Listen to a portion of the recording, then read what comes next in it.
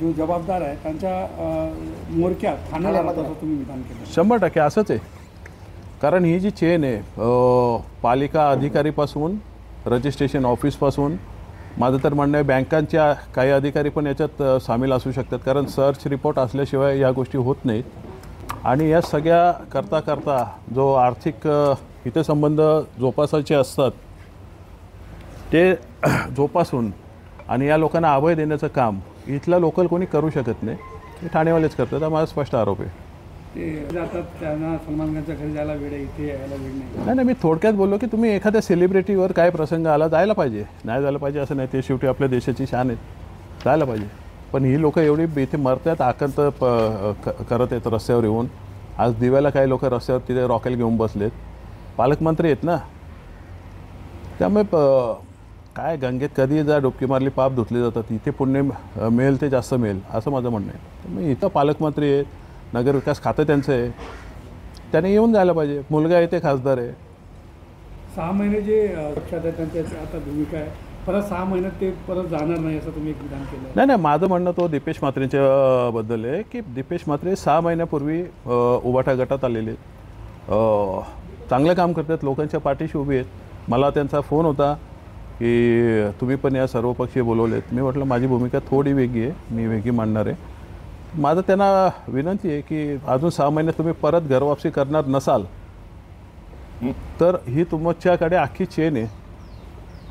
त्यांना अख्खा माहिती आहे कोण कसा पैसा जमा करतो कोण काय आहे. त्यांनी प्रामाणिकपणे ते लोकांपुढे सांगावे. दीपेश म्हात्रेच्या पुढे मी नाही उभं राहिलो तर फुकट.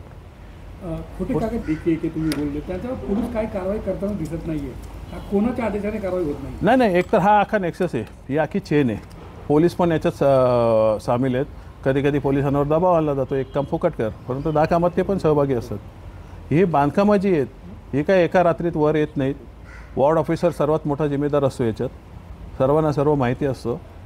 त्यामुळे हे पुरी एक चेन आहे आणि ही चेन तोडत नाही तोपर्यंत इथे काय होणार नाही. आणि जोपर्यंत यांचा आका जो ठाण्यात बसलेला आहे तो याच्यावर काही डिसिजन घेत नाही आता तरी बस करूया या अनुषंगाने जर वाटचाल केली तर लोकांनी दिलासा मिळेल. रहिवाशांना दिलासा मिळेल यासाठी मनसेकडून काय भूमिका नाही. रहिवाशांसाठी आम्ही त्यांच्या पाठीशी उभे आहोत. परंतु मी बोललो ना मराठा आरक्षणमध्ये कसे सगळे बोलतात की मराठा आरक्षण मिळालंच पाहिजे. कसं आमच्या पुढे ह्या बाबतीत तसाच प्रश्न आहे. यांना दिलासा देणार कसं.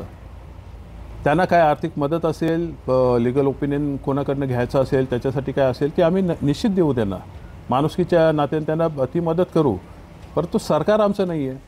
आणि यासोबत एक गोष्ट लक्षात घ्या. मी ही जी पत्रकार परिषद घेतली किंवा तुमच्यासमोर यासाठी आलो की ही काही हजार लोक आहेत आणि जी लाखो लोक आहेत डोंबिवलीतली त्यांचा अधिकारी इथल्या मैदानांच्या आरक्षणावर इथल्या शाळांच्या आरक्षणावर त्यांचाही हक्क मारला जातो ना. त्यांच्याबद्दल पण कुठेतरी बाजू घ्यायला पाहिजे ना.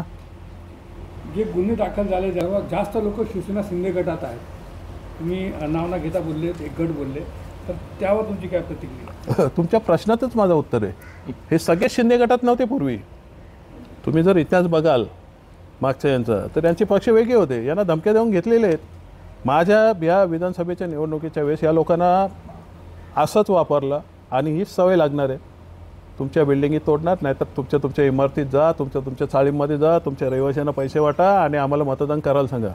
आला नाही आमच्याकडे तुमच्या इमारत वाईज चाळ वाईज आमच्याकडे यादी आहे. जर मतदान आलं नाही तर त्या बिल्डिंगी तोडल्या जातील अशी धमकी देऊन कामं केली. चारही आमदारांचं मला माहीत नाही. आमच्या आमदारांचं मला माहिती आहे की त्यांच्या दत्तनगरमध्येच एक बिल्डिंग 2दा तोडली. ती त्यांच्या ऑफिससमोर उभी पण राहिली. त्यामुळे कोणाची काय मेंटॅलिटी आहे ती त्याच्यातनं दिसते. आणि हे बोलणार नाही. काही लोक हस्तक आहेत ते दिसायला फक्त आमदार आहेत असं त्यांना शुभेच्छा आहेत माझ्या. परंतु कदाचित त्यांचा हात फ्रॅक्चर झाला म्हणून आले नसतील या प्रकरणात लोकांपुढे येतील. पण भूमिका काय मांडतील. स्वतःच्या वॉर्डातल्या इमारती कशा उभ्या राहिल्या हे कोणी बघत नाही. त्यामुळे हे सगळे चट्टेबट्टे एकाच थाळीतले आहेत. त्यामुळे कोणी काय करणार नाही.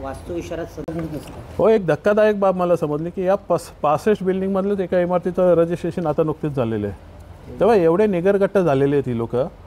कोणावर काय वाचक नाही. आहे ना आम्हाला वाचवणारा करा बिंदास. आज तुम्ही या रहिवाशांना ठाणा आणि मुंबईत बोलून घेता त्याच्याकडे यायला पाहिजे ना. याने येतील कुठल्या तोंडाने सांगतील काय नगरविकास खातं पण यांचं आहे. सगळं मुख्यमंत्री असताना एकनाथ शिंदे बोलले होते की एकही यापुढे अनधिकृत बांधकाम होणार नाही. दिव्यात बघा तुमचेच नगरसेवक पार्टनर आहेत अनधिकृत बांधकामामध्ये. आज ती लोक रस्त्यावर आहेत. आज ठाकरेमध्ये याच्यावरती तर आपलं काय मत आहे? नाही, मी नाईक साहेबांनाही भेटणार आहे कारण त्यांच्याकडनं होप्स पण आहेत. ते जेव्हा इथे दरबार घेणार आहेत डोंबिवलीत तेव्हा मी भेटणार आहेत. मला पुन्हा तेच म्हणणं आहे की दीपेश म्हात्रे तिथे घेऊन गेलेलं खूप चांगलं काम केलेलं त्याने. लोकांना सरकार पुढे घेऊन जाण्यात त्यांचा फायदा आहे. परंतु माझं त्या अगोदर त्यांना सांगणे परत की तुम्ही चेन एकदा सांगा ना, किंवा तुम्ही सांगा मला माहीत नाही, आम्ही ठेवू विश्वास.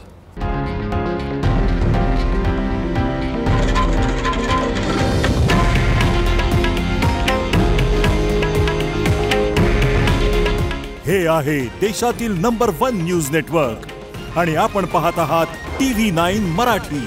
काळजी तुमची, हित महाराष्ट्राचं.